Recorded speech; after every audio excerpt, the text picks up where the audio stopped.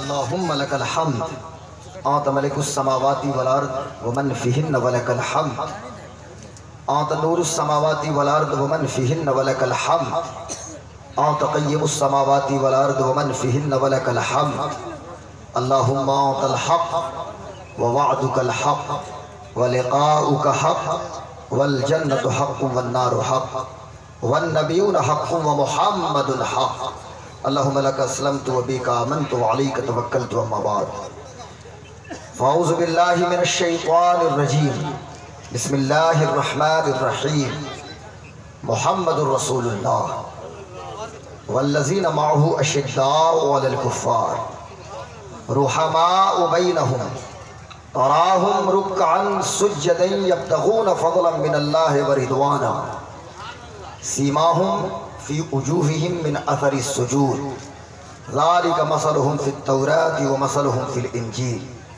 كزرع أخرج شطأه فآزره فاستغلظ فاستوى على سوقه يعجب الزراع ليغيظ بهم الكفار وعد الله الذين آمنوا وعملوا الصالحات منهم مغفرة وأجرا عظيما صدق الله مولانا العظيم ونحن على ذلك لمن الشاهدين والشاکرین والحمد للہ رب العالمین. حاضرین محترم و عزیزان ملت، آئیے کچھ عرض کرنے سے قبل میں بہتر اور مناسب سمجھتا ہوں کہ اپنے اور ساری کائنات کے مرکز عقیدت سبز گنبد کے مکین مقدس مصطفیٰ جان رحمت شمع بزم ہدایت شہریار ارم تاجدار حرم نوبہار شفاعت شب اسرا کے دولہا خاتم پیغمبرہ شفیع عاصیہ باعث تکوین روزگار سرکار ابد قرار جان عالمین سید المرسلین رحمت للعالمین جان کائنات مختار کائنات عالم ما کان و ما یکون حاضر و ناظر پیغمبر آمنہ کے لال حلیمہ کے دلبر حضرت محمد مصطفیٰ احمد مجتبیٰ صلی اللہ علیہ وسلم کی مقدس بارگاہ میں بواز بلند درود شریف پڑھیں. اللہم صلی علی بواز بلند اللہم صلی علی سیدنا و شفیعنا و مولانا محمد معدن الجود والکرم والہ الکرام و صحبہ العظام و ابنہ الکریم الغوث العظم الافخم الہمام و حزبہ اجمعین. حاضرین محترم، آج کی یہ بزم محبت جس کا نام اصلاح معاشرہ کانفرنس ہے، یہ ہماری اور آپ کی مشترکہ خوش نصیبی ہے کہ جس میں ہم اور آپ شرکت کی سعادتیں حاصل کر رہے ہیں. قابل مبارکباد ہیں مداری پور رضا نگر کے تمام مسلمان جلسہ کے اراکین کہ جو اپنے قائد اور اپنے سرپرست کی سرپرستی اور قیادت میں جن لوگوں نے اس محفل کو آرگنائز کیا ہے. حضرت مولانا اکرام صاحب قبلہ، ان کا حکم تھا فقیر کی حاضری آپ کی بارگاہ محبت میں ہوئی. میرے بڑے بھائی نقیب اہل سنت حضرت محبوب گوہر صاحب قبلہ، اللہ ان کو سلامت رکھے. انشاءاللہ میرے بعد آپ سماعت کریں گے حضرت حبیب اللہ فیضی صاحب قبلہ جو شاعر اعظم ہندوستان ہیں، اور پھر اس کے بعد ہندوستان گیر نہیں بلکہ عالمی شہرتوں کا حامل خطیب حضرت علامہ مولانا مفتی ڈاکٹر محمد شہریار رضا قادری صاحب قبلہ مقدس اللہ العالی. آج کے اس جلتے ہوئے سماج کو اگر امن و شانتی کا گہوارہ بنانا ہے تو حضرت علامہ شہریار صاحب قبلہ کی تقریر کی ضرورت ہے، اور اس خطاب کو آپ بھی سماعت کریں. شہ نصیب حضرت علامہ مفتی راحت احسان صاحب قبلہ برکاتی جو یہاں سے قریب ایک ادارہ ہے ضیائیہ فیض الرضا بدری، وہاں کے شیخ الحدیث ہیں. نقیب اہل سنت حضرت اسلم سیوانی صاحب قبلہ موجود ہیں. دیگر موقر معزز علماء کرام ہیں بائی نیم. اگر میں سب کا انٹروڈکشن کراؤں، سب کا تعارف کراؤں تو میرا پورا وقت اسی میں نکل جائے گا. بڑی اچھی تقریر حضرت مولانا ملازم صاحب قبلہ سے آپ نے سماعت کی ہے. یہ شہ نصیب پہ آپ دیکھ رہے ہیں، بیٹا کوئی نہیں جائے گا، پلیز بی سیٹڈ. پورے مجمع پہ میری نگاہ ہے. ریئر کیس میں آپ انگلی سے اس طرح اشارہ کیجئے گا، چھٹی ملے گی تو چلے جائیے گا. وہ تو اشارہ کریں گے نا، میں سمجھ جاؤں گا 1 نمبر یا 2 نمبر جس کی حاجت ہو. آگے سے پیچھے تک میں دیکھ رہا ہوں، دائیں سے بائیں، اور ادھر بھی میں دیکھ رہا ہوں چاروں طرف. اس لیے اطمینان اور سکون کا ماحول اب بنائیں. ابھی بھائی حبیب اللہ فیضی صاحب قبلہ آپ کے سامنے آئیں گے. ماشاءاللہ دلبر بھائی کو آپ نے سماعت کیا. میرے دوستوں، میرے بزرگوں، میرے بھائیوں، یہ شہ نصیب سے جتنے علماء کرام موجود ہیں یہ سب میرے سر کے تاج ہیں. ان کا مقام بڑا بلند ہے. یہ اپنی پریکٹیکلی لائف اور اپنی عملی زندگی سے دنیا والوں کو یہ پیغام دے رہے ہیں کہ دنیا والوں، سورج ہوں زندگی کی رمق چھوڑ جاؤں گا، میں ڈوب بھی گیا تو شفق چھوڑ جاؤں گا۔ تو ان کا مقام بہت بلند ہے، ان کے قدموں کے لیے ماشاءاللہ ان کا مقام بڑا بلند ہے۔ ان کے قدموں کے ذرات کو غلام غوث قادری اپنی دستار کا ترہ بناتا ہے، اور ان کی موجودگی میں کچھ گفتگو کرنے کی جسارت کر رہا ہے۔ اب چونکہ محبوب بھائی واقف ہیں مجھ سے اور یہاں کے اور بھی بہت سارے علماء کرام کہ میں تھوڑا سا ایک دھیمے لہجے کا خطیب ہوں، تو اس کے لیے ضروری ہے کہ کنسنٹریشن چاہیے، یعنی کافی توجہ کے ساتھ آپ اطمینان سے بیٹھیں۔ کون آ رہا ہے جا رہا ہے ادھر ادھر آپ دیکھنے کی کوشش نہ کریں، آپ میری جانب دیکھیں، آئی کنیکشن یعنی میری آنکھوں سے آنکھ ملائیں، میرے باڈی لینگویج کو دیکھیں۔ میں نے قرآن مقدس سورۃ الفتح ہے، سورہ نمبر 48 ہے، یعنی سورہ نمبر 48 کی آخری آیت 29ویں آیت جو بڑی لمبی آیت ہے، اس مکمل آیت حضرت مولانا مدثر صاحب قبلہ جو جلسے کے روح رواں ہیں، یہ میں نے مکمل آیت کریمہ کی تلاوت کا شرف حاصل کیا۔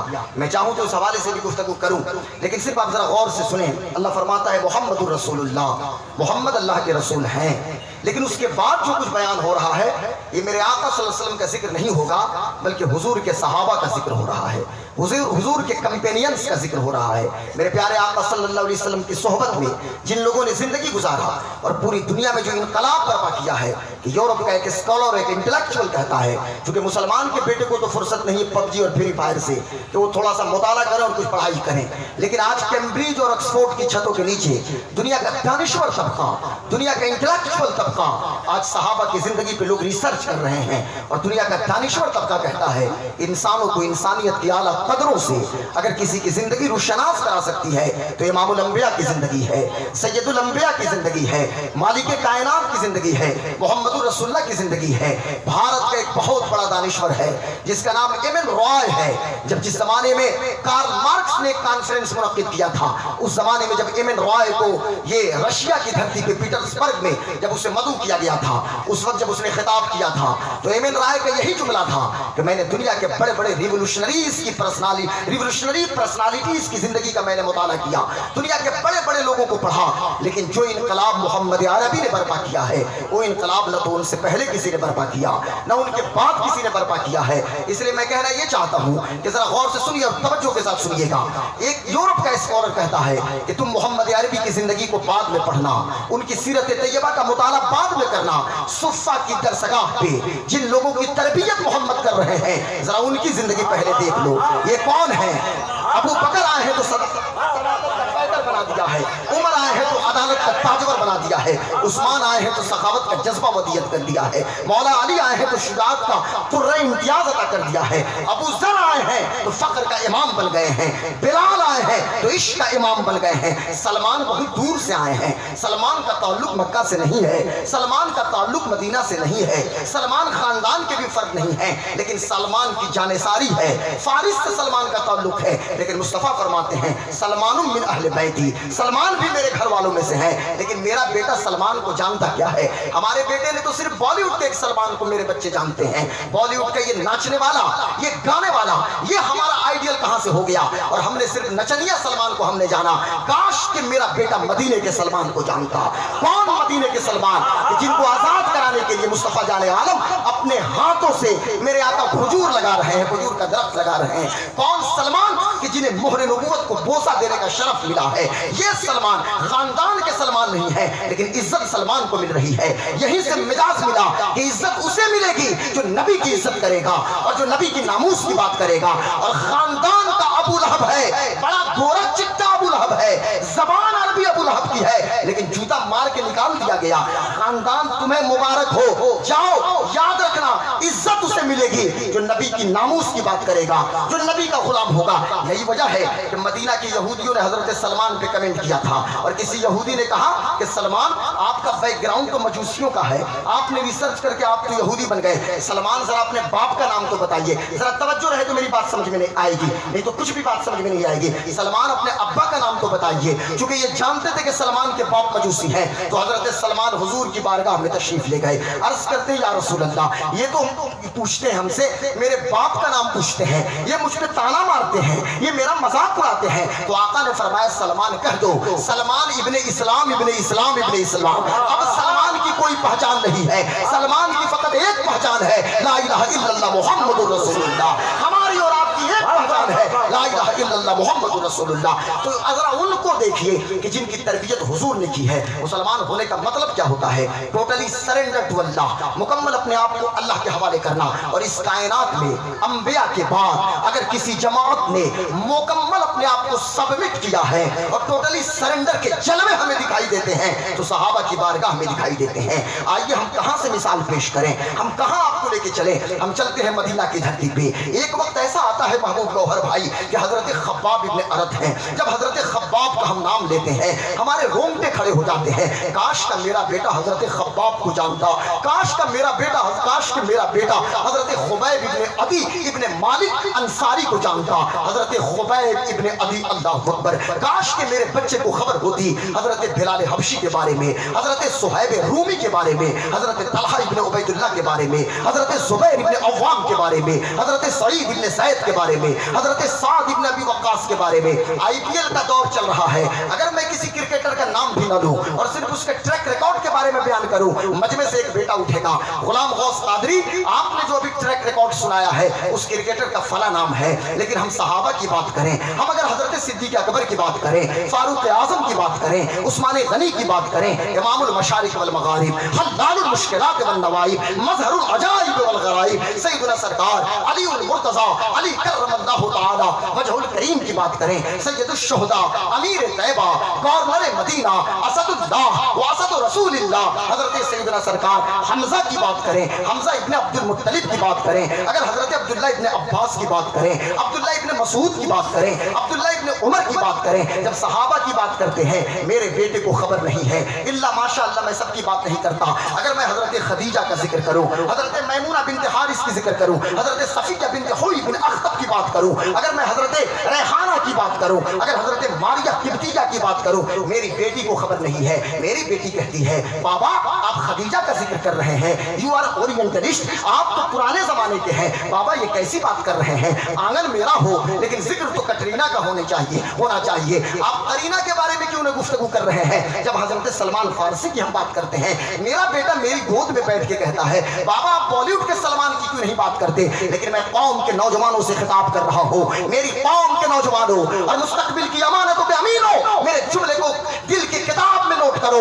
یہ آپ کا 33 سالہ جوان خطیب آپ کو یہ پیغام دے کے جا رہا ہے کہ میری قوم کے جوانوں، تمہارا آئیڈیل اور تمہارا رول ماڈل یہ بالی ووڈ کا نچنیا نہیں ہے. ارے تمہارا اسٹار تو ہے جسے محمد رسول اللہ نے اسٹار بنایا ہے، جسے امام الانبیاء نے اسٹار بنایا ہے. تو مدینے کے مصطفیٰ فرماتے ہیں اصحابی کالنجوم بأیہم اقتدیتم اہتدیتم، all my companions are just like a star. میرے جتنے صحابہ ہیں سب آسمان ہدایت کے ستارے ہیں. آؤ اسٹار چاہیے، ابو بکر دے رہا ہوں، آؤ عمر کو لے لو، آؤ عثمان دے رہا ہوں، آؤ طلحہ کو لے لو، آؤ ابو عبیدہ ابن جراح کو لے لو، آؤ خالد بن ولید کو دے رہا ہوں. ارے کون خالد بن ولید؟ انت سیف من سیف اللہ، مصطفیٰ بولا کے خطاب دیں. کون خالد بن ولید؟ جنگ موتا میں 7 تلوار ٹوٹ جائے. کون خالد بن ولید؟ آج بھی دنیا میں حضرت علامہ مفتی راحت احسان صاحب قبلہ ایک نیریٹو سیٹ کی جا رہی ہے. What is meant by narrative? Narrative means کیا ہوتا ہے؟ نیریٹو مینس یہ ہوتا ہے کہ ایک نیریٹو سیٹ کیا جاتا ہے کہ مسلمانوں کو احساس کمتری میں، میں مانتا ہوں کہ ماشاءاللہ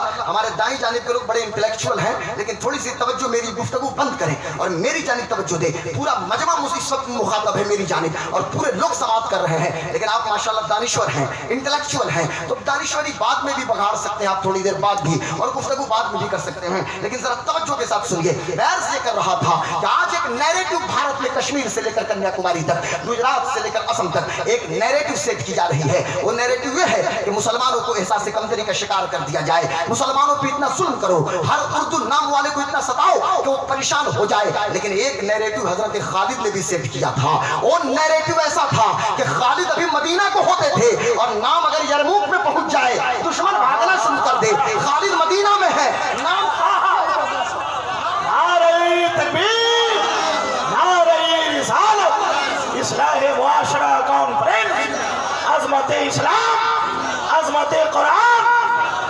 ایک نیریٹو تو حضرت خالد نے سیٹ کیا تھا خالد مدینے میں ہے، نام قادسیہ میں پہنچ جائے، دشمن کے پینٹ میں پخانہ اور پیشاب ہو جائے اور بات کرتے ہیں خالد بن ولید کی، اللہ اکبر، یہ حضرت خالد بن ولید، ہم کہاں سے مثال پیش کریں؟ یہ کون لوگ ہیں جنہوں نے خود سپردگی کی، اعلیٰ مثال انہوں نے کائنات میں پیش کی ہے، یہ صحابہ ہیں۔ صرف آئیے ہم ایک بات پیش کرتے ہیں اور گفتگو کنکلوڈ کرنے کی کوشش کریں گے، کیونکہ 20 منٹ مجھے ہو گئے خطاب کرتے ہوئے، لیکن آپ کو ذرہ برابر احساس بھی نہیں ہوا ہوگا۔ اب توجہ کے ساتھ میری گفتگو سنیے، یہ حضرت خباب کی بات چل رہی ہے۔ کون خباب ابن ارد؟ وہ حضرت خباب، مکہ کی گرم گرم ریت پہ جسے لٹایا جائے۔ آج کا مسلمان کیا جانے، چونکہ ہمیں جس طرح ابا کی موت کے بعد اور امی جان کے انتقال کے بعد یا بھائیوں کی موت کے بعد، بڑے باپ کی موت کے بعد یہ مکان ہمیں مل گیا، زمین مل گئی، جائیداد مل گئی، تو صاحب ہماری حالت یہ ہے کہ وراثت میں ہم کو کلمہ بھی مل گیا ہے اور ہم سمجھتے ہیں کہ ہم خاندانی مسلمان ہیں، لا الہ الا اللہ محمد رسول اللہ ہم خاندانی طور پہ پڑھتے ہیں، لیکن یاد رکھنا انہی پتھروں پہ چل کے اگر آ سکو تو آؤ، میرے گھر کے راستے میں کوئی کہکشاں نہیں ہے۔ اگر آپ نے لا الہ الا اللہ محمد رسول اللہ پڑھا ہے تو پھولوں کی سیج پہ آپ کا استقبال نہیں کیا جائے گا، کانٹوں کے بستر پہ آپ کا استقبال کیا جائے گا۔ اگر آپ نے لا الہ الا اللہ محمد رسول اللہ پڑھا ہے تو مقتل میں آپ کو چلنا پڑے گا اور قربانیوں کی معراج تک آپ کو پہنچنا پڑے گا۔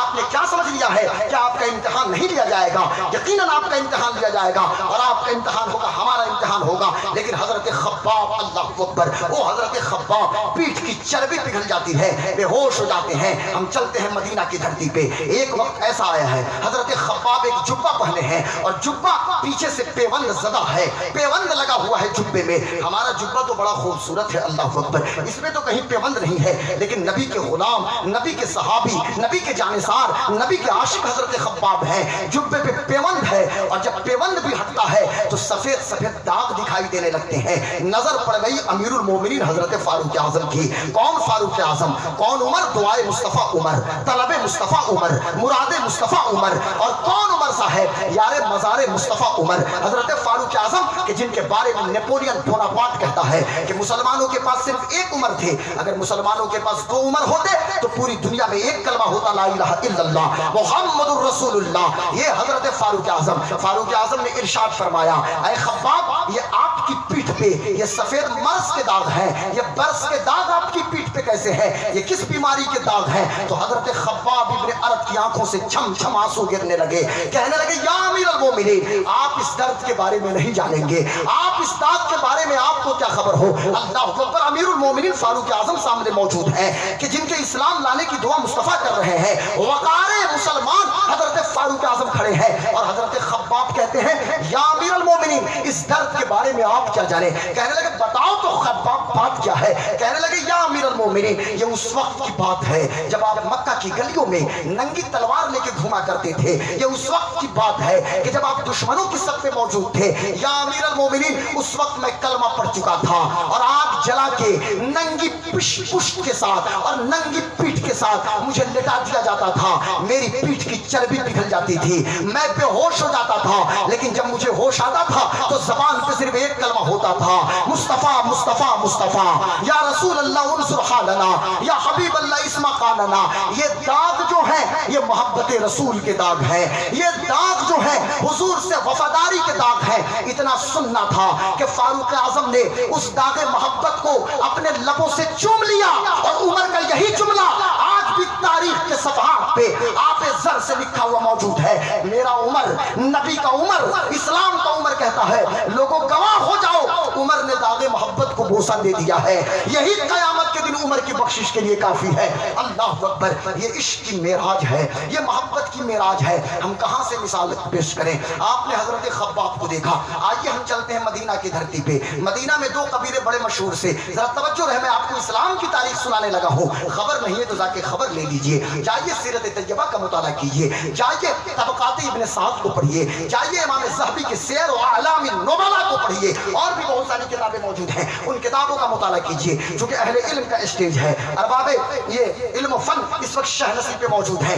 حضرت یہ کون ہے جن کا تعلق قبیلہ بنو اوس سے ہے؟ اور مدینہ میں 2 ٹرائب بڑے مشہور تھے، ایک کا نام اوس ہے، ایک کا نام خزرج ہے۔ اوس والے کبھی خزرج والوں پہ رش کرتے تھے اور خزرج والے کبھی اوس والوں کے نصیبے پہ رش کرتے تھے۔ اوس میں کہتے تھے کہ لوگوں گواہ ہو جاؤ، ہمارے بیچ اسید ابن حزیر ہیں۔ اوس والوں نے کہا لوگوں گواہ ہو جاؤ ہمارے بیچ خزیمہ ابن ثابت ہیں. آئیے اسی اوسی صحابی کی ہم بات کرتے ہیں. یہ کون ہیں جنہیں دنیا حضرت خزیمہ کے نام سے جانتی ہے؟ کون خزیمہ؟ اللہ اکبر. ہمارے بیٹے کا نام خزیمہ نہیں ملتا. حضور فرماتے ہیں اپنے بچوں کا نام نبی کے نام پہ رکھو, نہیں تو میرے صحابہ کے نام پہ اپنے بچوں کا نام رکھو. ایک صحابی گود میں ایک بیٹے کو لے کے جاتے ہیں, عرض کرتے ہیں یا رسول اللہ, اللہ نے مجھے بیٹا عطا فرمایا ہے. آقا نے ارشاد فرمایا کہ تم اپنے بیٹے کا نام حمزہ رکھو. حضور سے صحابی عرض کرتے ہیں یا رسول اللہ بیٹے کا نام حمزہ رکھو. یہ جنگ احد کے بعد کی بات ہے. یہ غزوہ احد میں امیر طیبہ, گورنر مدینہ,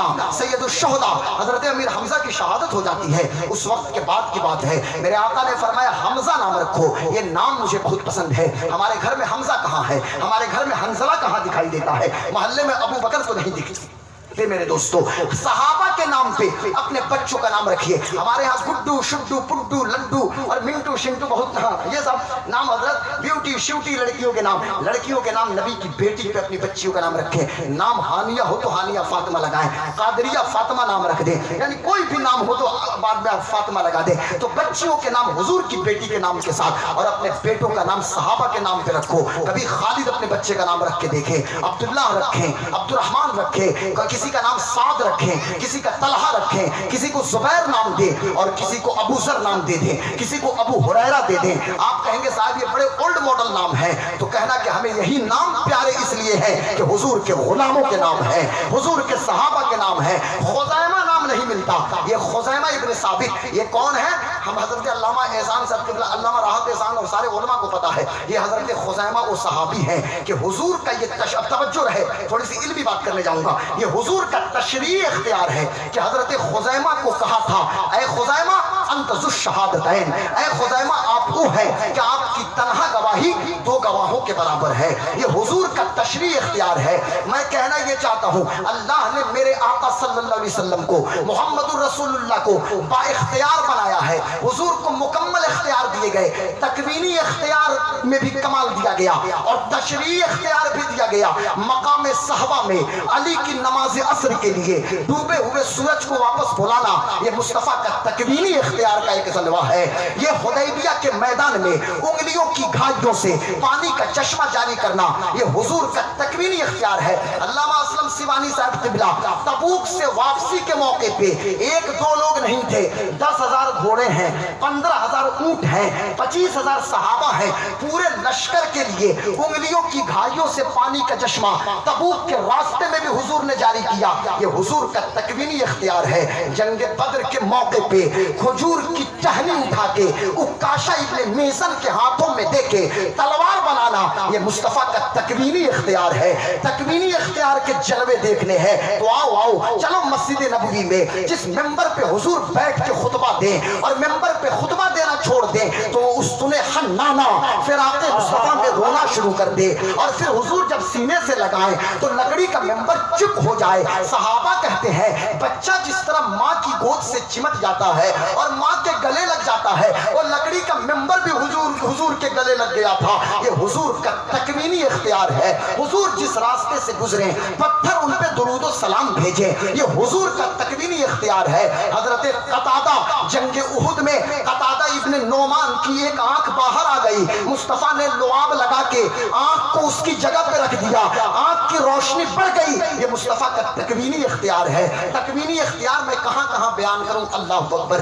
اور تشریعی اختیار تو یہ ہے کہ 1 سال سے کم عمر کی بکری ہے اور ایک اسپیشل صحابی حضرت بردہ کے لیے حضور نے قربانی جائز قرار دے دیا. یہ حضور کا تشریعی اختیار ہے. تشریعی اختیار کے جلوے دیکھنا ہے تو آؤ آؤ چلو مدینہ کی دھرتی پہ چلتے ہیں. ایک صحابی کا روزہ چھوٹ جاتا ہے کسی وجہ سے. اب وجہ کیا ہے میں بیان نہیں کروں گا, صرف اتنا مجھے پتا ہے کیا وجہ تھی. روزہ وہ قضا کر دیے. اب روزے کے کفارہ کے لیے 60 مسکین کھلانے کی بات آئی. یہ غریب ہے. حضور نے ایک مٹھی کھجور عطا فرمایا, کہا بانٹ دو. کہا مدینے میں مجھ سے زیادہ کوئی مسکین نہیں ہے. آقا نے فرمایا گھر والے کو کھلا دو, خود کھا لو, تیرے لیے کفارہ کا کام یہ کھجور کر دے گی, ایک مٹھی کھجور کر دے گی. یہ حضور کا تشریعی اختیار ہے. تشریعی اختیار کے جلوے دیکھنے ہیں. ارے دور مت جاؤ, 9 ذی الحجہ ہے, عرفات کا میدان ہے, یوم عرفہ ہے, ظہر کا وقت ہے. پوری دنیا کے حاجی حالت احرام میں ہے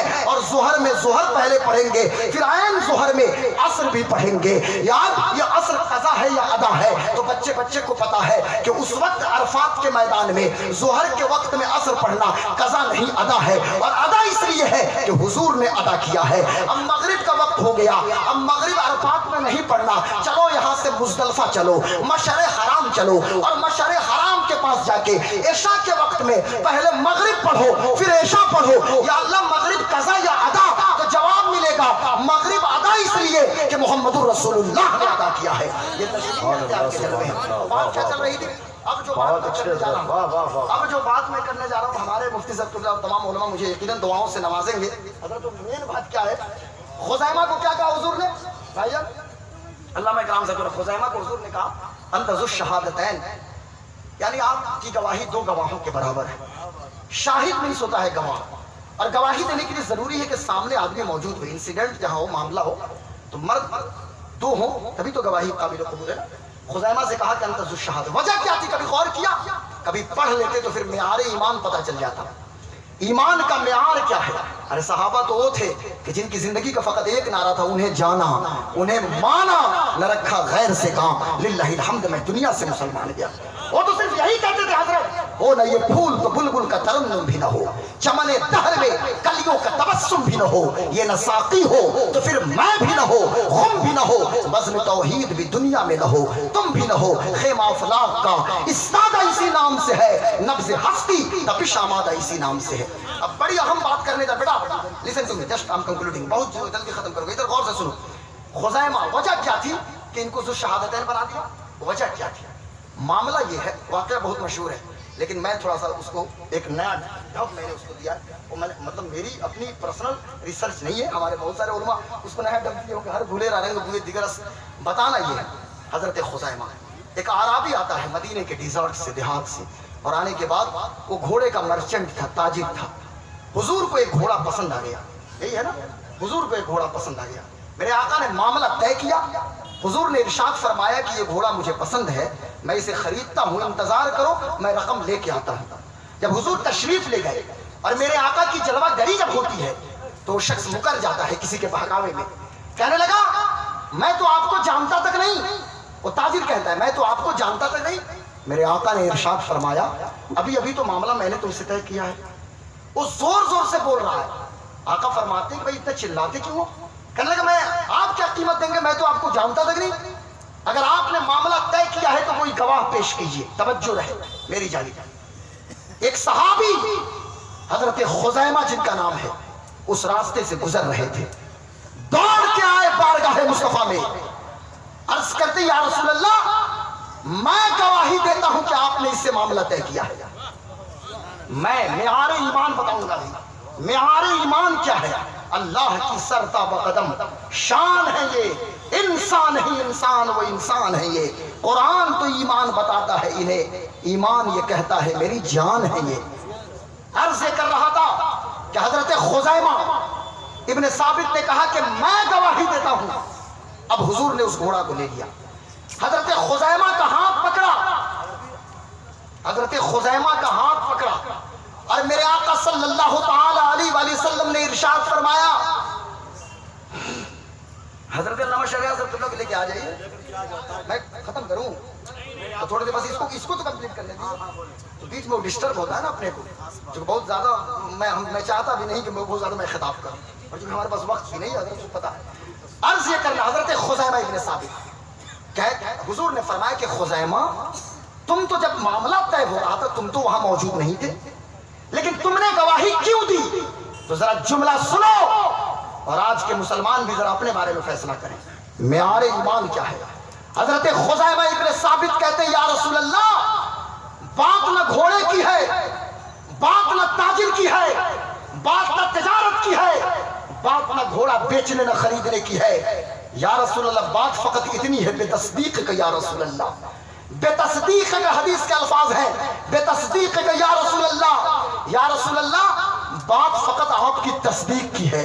حضور یہ گھوڑے کی بات کر رہے ہیں، یہ تجارت کی بات کر رہے ہیں یا رسول اللہ ہم نے جنت کو بھی تو نہیں دیکھا، آپ نے کہا تو مان لیا، ہم نے جہنم کو کب دیکھا، آپ نے کہا تو مان لیا، ہم نے پل صراط کب دیکھا، آپ نے کہا تو مان لیا، ہم نے میزان عمل کب دیکھا، آپ نے کہا تو مان لیا، یا رسول اللہ ہم نے کوثر کب دیکھا، کوثر کے کنارے ستاروں کی تعداد کے برابر پیالے، حضور آپ نے کہا تو ہم نے مان لیا، یا رسول اللہ ہم نے جبریل کو اترتے کب دیکھا، جبریل کو آپ کی بارگاہ میں آتے کب دیکھا، کون جبریل، کون میکائیل، کون اسرافیل، کون اسرائیل، حضور آپ نے کہا تو ہم نے جبریل کو مان لیا، سارے فرشتوں کو مان لیا، یا رسول اللہ ہم نے قرآن اترتے کب دیکھا، آپ کی زبان کو ہم نے مان لیا، یا رسول اللہ ہم نے مکہ میں ایک عمارت کو دیکھا پر کعبہ کے بارے میں علم نہیں تھا، حضور آپ نے کہا تو ہم نے کعبہ مان لیا، کعبے کی دیوار میں ہم نے کب جانا حجر اسود کیا ہے، کب یہ پتھر جنت سے آیا،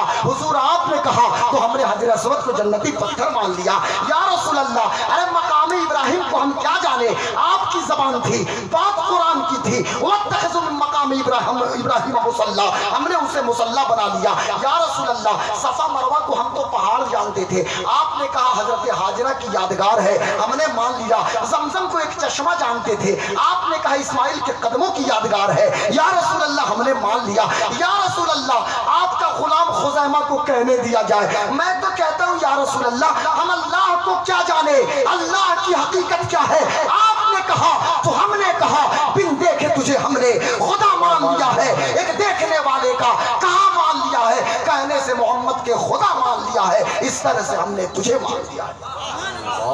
بہت اچھے نعرے تکبیر، نعرے رسالت، عظمت صحابہ کرام۔ یہ حضرت خزیمہ ہے، حضور نے فرمایا کہ میرے آقا نے ان کو جھڑکا نہیں، ہاں یہ بھی ایک بہت دلچسپی ہے، حضور نے ان کو ڈانٹا نہیں، آقا نے سینے سے خزیمہ کو لگایا، کہا کہ خزیمہ انت ذو الشہادتین، آپ کی گواہی دو گواہوں کے برابر ہے، اور یہ حضور کی پیشن گوئی بھی ثابت ہوئی آگے چل کے، جب قرآن کی تدوین ہو رہی تھی اور قرآن کو جمع کیا جا رہا تھا، ہمارے بچوں کو تو قرآن سے محبت نہیں نا، ہم تو قرآن سے اتنی محبت کرتے ہیں کہ ابھی رمضان میں ہم نے سینے سے لگایا، خوب تلاوت کیا، اور اب اتنا اونچائی پہ ہم نے رکھا نا، اتنی اونچائی پہ کہ اگلے رمضان تک شاید ہمارا ہاتھ پہنچے، یہ ہماری پوزیشن ہے۔ بھارت اور پاکستان کے مسلمان قرآن پاک کا بہت ادب کرتے ہیں، انڈین سب کانٹیننٹ کے مسلمان، اور اتنا ادب کرتے ہیں کہ غلاف میں لگا کے سب سے اوپر رکھتے ہیں تاکہ ہاتھ ہی نہ پہنچ پائے۔ استغفر اللہ ما صلی اللہ رب العالمین۔ یار قرآن شریف تلاوت کرنے والی کتاب ہے، حضرت ابوبکر صدیق کے زمانے سے اس کا آغاز ہوا، اور عثمان غنی کے زمانے میں جب سورہ توبہ کی حضرت آخری آیت لقد جاءکم رسول من انفسکم عزیز علیہ ما عنتم حریص علیک بالمؤمنین رؤوف رحیم، تو معاملہ یہ تھا کہ صحابہ یہ طے کرتے تھے کہ جب ایک صحابی کوئی آیت لے کر آئے تو دوسرا صحابی بھی اسی آیت کی تلاوت کرے، تو پھر ہم اس کو مانیں، پر حضرت خزیمہ نے تنہا اس آیت کو پڑھا اور حضرت عثمان غنی نے اس کو مان لیا اور اس کو قرآن کا حصہ بنا دیا گیا، کہ حضور کی نگاہیں دیکھ رہی تھی کہ ایک وقت ایسا آئے گا کہ یہ خزیمہ کو پاس صرف یہ آیت موجود ہوگی، کہا کہ خزیمہ انت ذو الشہادتین، آپ کی گواہی دو گواہوں کے برابر ہے، اور حضرت خزیمہ نے بھی معیار ایمان طے کر دیا کہ انہیں جانا، انہیں مانا، نہ رکھا غیر سے کام، للہ الحمد میں دنیا سے مسلمان گیا۔ آج میں آپ سے کہنا یہ چاہتا ہوں کہ میری قوم کے نوجوانوں، آج ضرورت یہ ہے کہ ہماری زبان پہ بھی فقط ایک نعرہ ہو، انہیں جانا، انہیں مانا، نہ رکھا غیر سے کام، للہ الحمد میں دنیا سے مسلمان گیا، اور پھر ہم کہیں کہ کروں تیرے نام پہ جاں فدا، نہ بس ایک جاں تو جہاں فدا، دو جہاں سے بھی نہیں جی بھرا، کروں کیا کروڑوں جہاں نہیں، اور بس انہی چند کلمات کے ساتھ، اس امید کے ساتھ میں گفتگو ختم کرتا ہوں کہ اللہ تعالیٰ صحابہ کی زندگی پہ ہمیں اور آپ کو عمل کی توفیق عطا فرمائے۔ وما علینا الا البلاغ۔ السلام علیکم۔ اسلام زندہ باد، مسلک اعلیٰ حضرت زندہ باد۔